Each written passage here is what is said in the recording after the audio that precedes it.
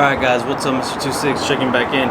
So we're doing something a little bit different today. I was finally able to get the holy grail of drifting, amateur drifting, or in my case, schmuck drifting.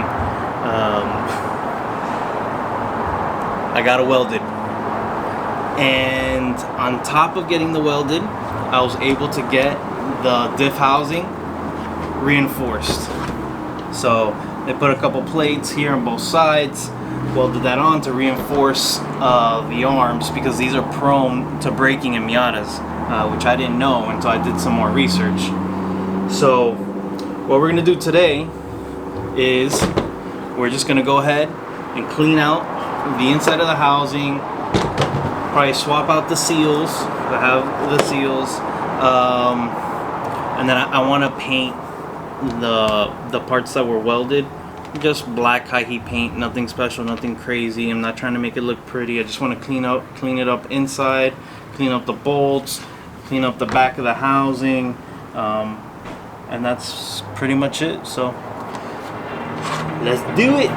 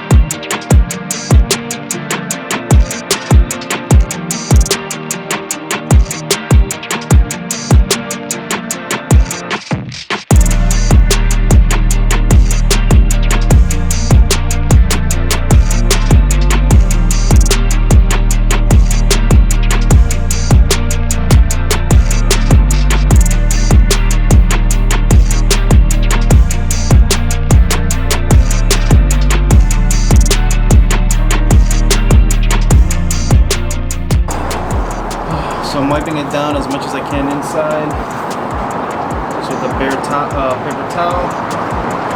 And then I'm gonna go back and then go in with the mineral spirits.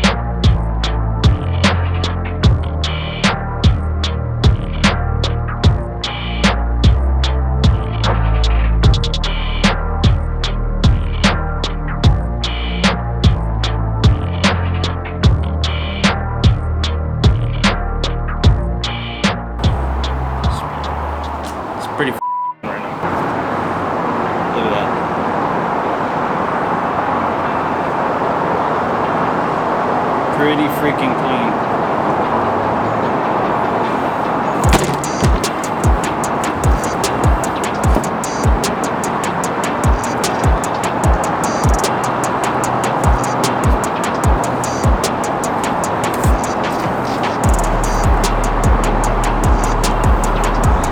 So right now what I'm gonna do, I'm gonna wipe down the outer part of the housing. Again, just, you know, wipe it down.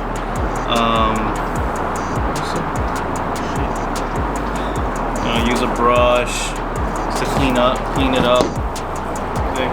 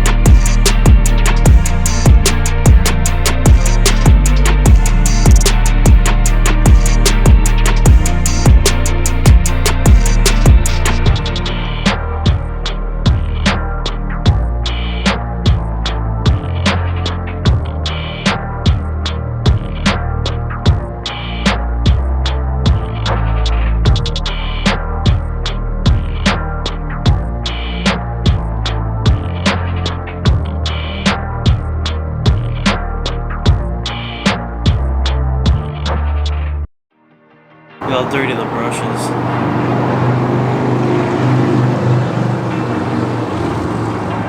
Very nasty. Of course, I flung mineral spirits all over the place.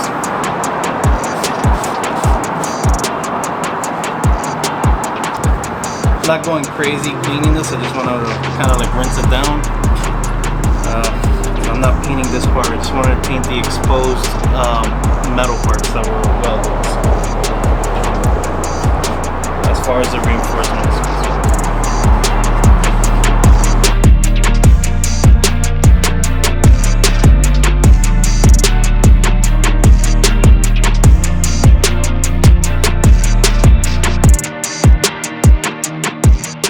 Alright, so we're going to do one more pass through on the reinforced parts with the mineral spirits. Wipe it down again after I just flung a bunch of crap all over the place. And then let it dry. And then prep it for paint, basically. And prepping is going to be blue tape just to cover holes. Primer. And paint.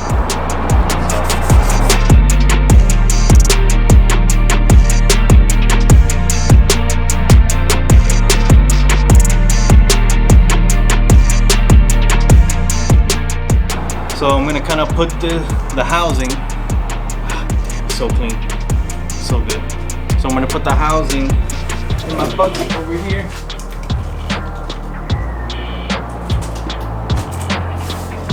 Ready for the next part. Clean those bolts, clean my area, and then we can bring out the actual diff. Here's the diff.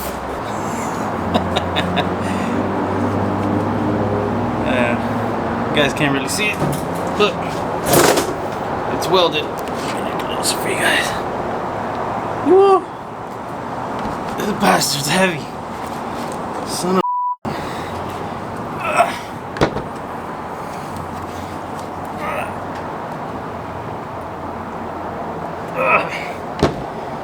damn! I'm so happy though. I'm so happy I was able to get this done. You know, can it have been possible with the people I've met? One person in particular, Night Train, man, it just came through big time. The reinforcing of the housing, of welding the diff, and you know, they did it the right way. They actually pulled the diff out of, I don't know what you would call this, the other housing, the main housing. You know, he hooked me up with brand new bearings on both sides. I mean, they did great work, and I'm really happy. I just can't wait to get this in. Whew. Damn, man, this thing's heavy. It's probably about 50 pounds. Yeah, I would say about 50 pounds. But yeah, you know, I just can't wait to be driving around town. You know, chirping all over the place. Be like, oh, your car's messed up. No, it's like that because I want it like that. Oh my God, I'm so happy. Just gonna clean this up. Mostly the area where the gasket maker would go. I'll try to clean it up a little bit on the outside, but not too much, not going crazy. This is just cleaning, and that's pretty much it. This isn't getting painted, so I'm just happy I finally got this done. This is the next thing going in the car. So things are just coming along. All right, let's clean this up. Oh, woo! Look at that. Yeah, baby. Yeah, baby. Love it. Spinning at the same rate. Woo! And this is a slightly taller gear. This is a 4.1.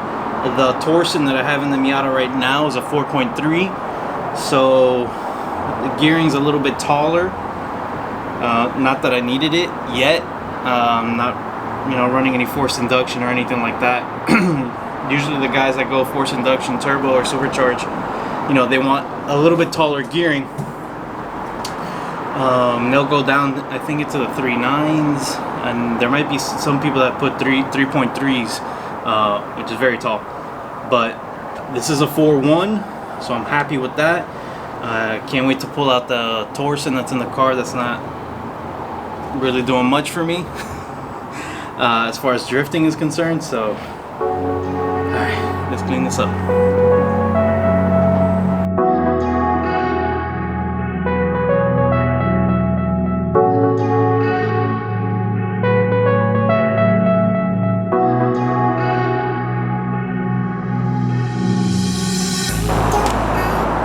Trying to be extra careful. I don't want the gasket that's on this to fall in here, so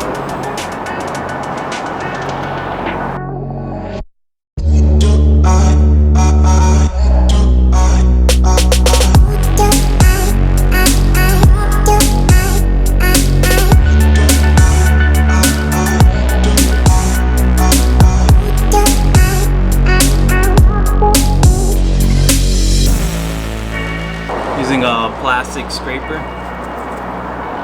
So $10 for 2 with like 100 refills on Amazon. That way I don't have to worry about marring the metal or the surface or anything like that. And then again, I'm just wiping it down. I'm gonna wipe down the surface where the gasket goes, and then I'm just gonna wipe down this outer portion here of this housing. Nothing crazy. I'm not planning on painting this. It is a little rusted, but it's like surface rust. It's not nothing major.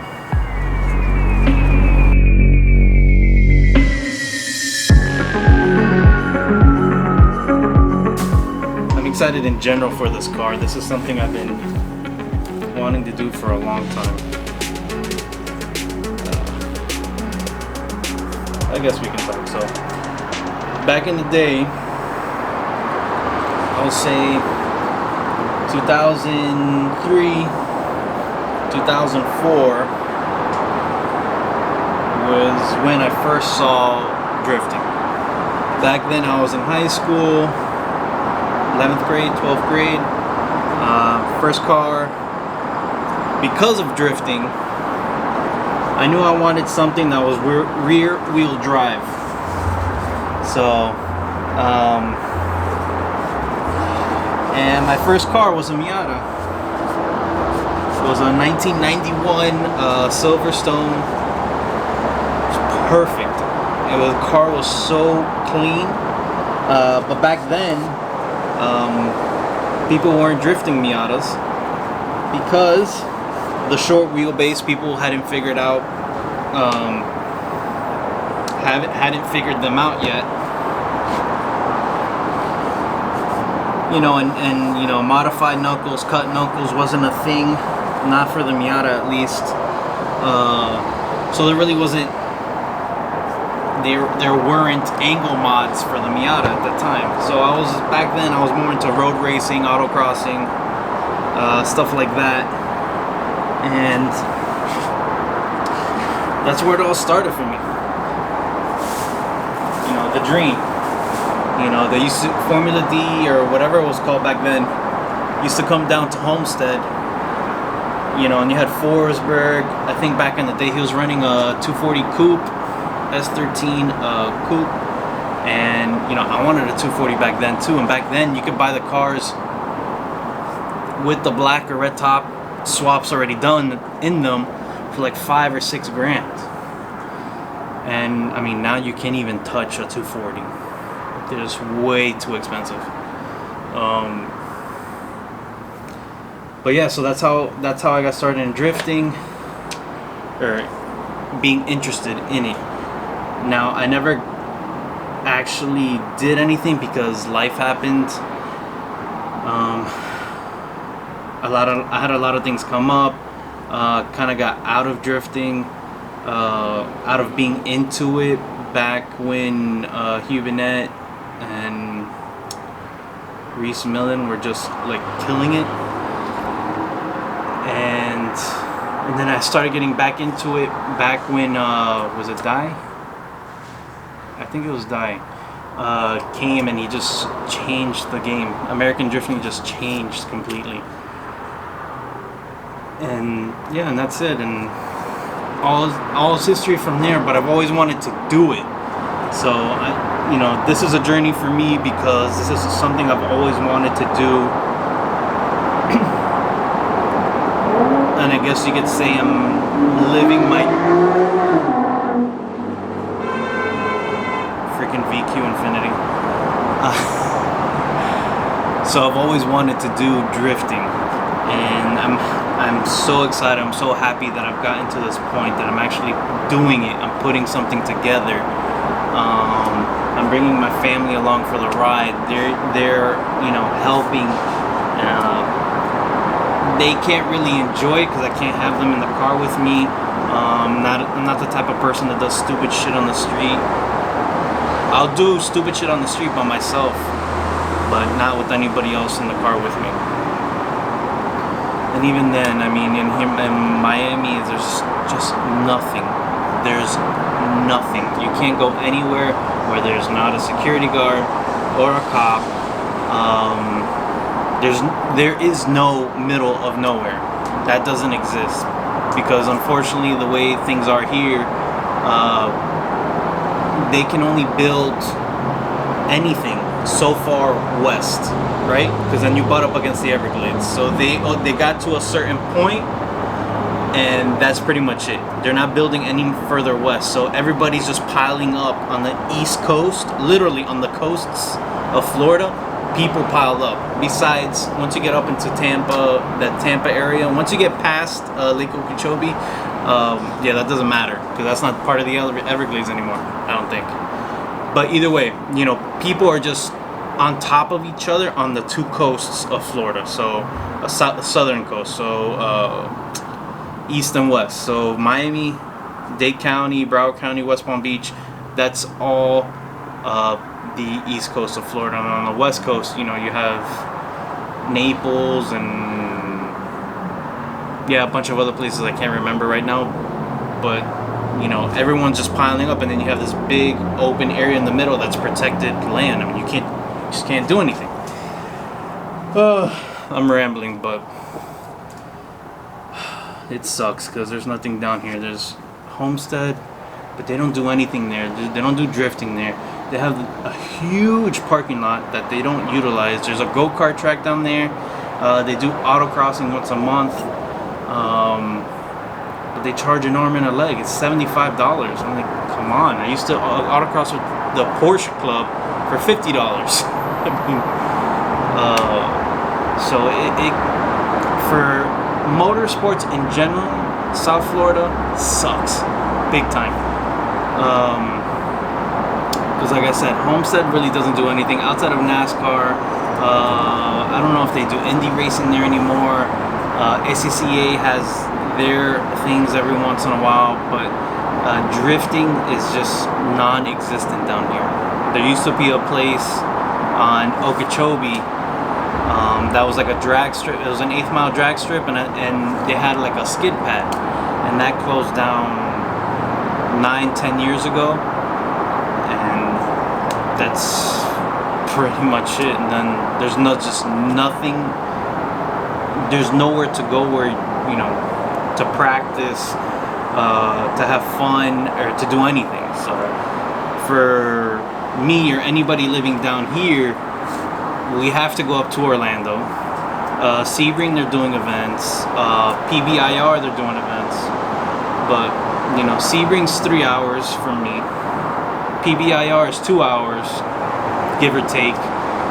And then, obviously, Orlando is 4 hours, 4.5 hours. So, whenever I go to those places, which I've gone for autocrossing and other things, you have to make it a weekend. You can't just go one day and come back. It's just too much.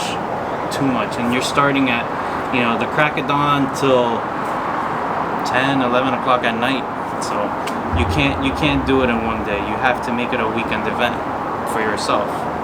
So it's tough down here, and you know, I want to make it out to more OSW events. I will hopefully, if I ever get good at this, or decent, I don't have to be good, just decent. You know, I would like to go to the Orlando Karting Center event. You know, we'll see. And on top of that, it's just hard. I mean, I work full time, Monday through Friday, so the only time I really get to do anything on the car, and I don't have a house or a garage, so you know, I gotta go to my pop's house to do stuff, and that's only Saturdays and Sundays. And if it's a long weekend, you know, either Friday or Monday added to that. But most of the time, I don't have the luxury. Not the luxury. I don't have the time Monday through Friday. So, and I work far, so I drive an hour each way to and from work. So by the time I get home, it's 7:30, and at that time, it's still light out, but I'm just burnt out. So, been rambling my frustrations with South Florida, how it sucks for motorsports. Yeah, you know, go-kart tracks. There's that one in Homestead. There's another one by Miami International Airport, but is it Miami International? No, in Hialeah somewhere. But you know, they're not doing anything drift-wise. They're not doing anything. And maybe that's something I could bring up to them. Specifically, probably more the Homestead one, because since they do the autocross every weekend. The other go-kart track in Hialeah, outdoor go-kart track in Hialeah, they just do karting, so that's it. But yeah, it is frustrating, you know, because autocrossing has kept, outside of that Homestead go-kart track, the Porsche guys, they've just kept moving further north and further north. And there's another group I used to autocross with called Equip Rapide, and you know, they, back in the day, they used to do events down in Homestead, and then slowly but surely just kept moving further and further north, and now you know, they're on West Palm Beach. West Palm Beach is the same distance as PBIR, so about 2 hour drive. So for a one-day event that starts at 8, I have to leave my house by 6. You know, and in autocrossing, you have to work the events. So it's not like you run your 6 to 10 runs and you're done. You have to work and then do your runs, or do your runs and then work, and then drive back home after it's all said and done. So autocrossing makes for long days. So whew. So I'm done rambling. Just gotta let out my frustrations and, you know, give you guys a heads up. If you plan on moving down to Miami and you're into motorsports, don't leave. I want to leave. Move further north. You know, at least if you live in like West Palm Beach, the drive from West Palm Beach to Orlando is 2 hours. So that's a lot better than living down here and driving 4.5. But yeah. Frustrations of an older person. So I'm pretty much done. I'm just gonna wipe down the outside, which I don't even know if I want to touch it right now because it's not gonna get painted. But I'm pretty much good with everything else.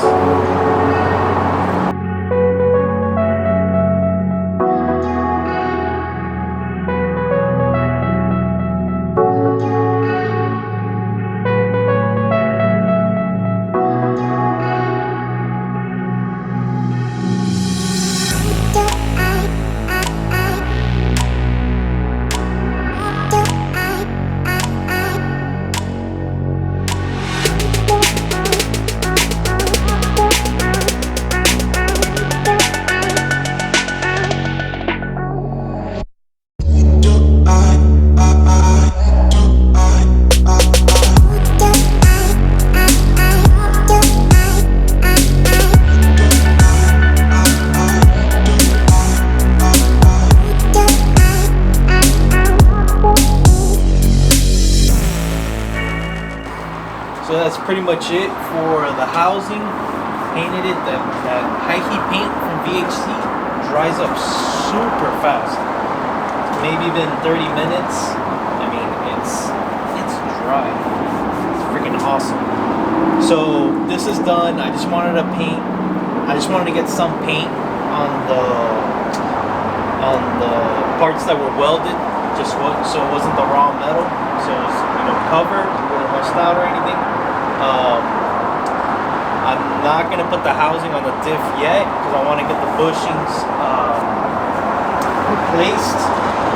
So I figure it would be easier with the housing off of the diffs.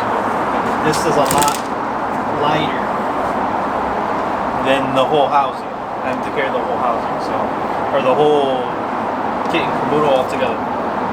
So I already have the bushings, the polyurethane bushings. So I was gonna take it somewhere where they can take these out and then press the new ones in, and then we'll put the housing back on the diff. So that's it for this project today.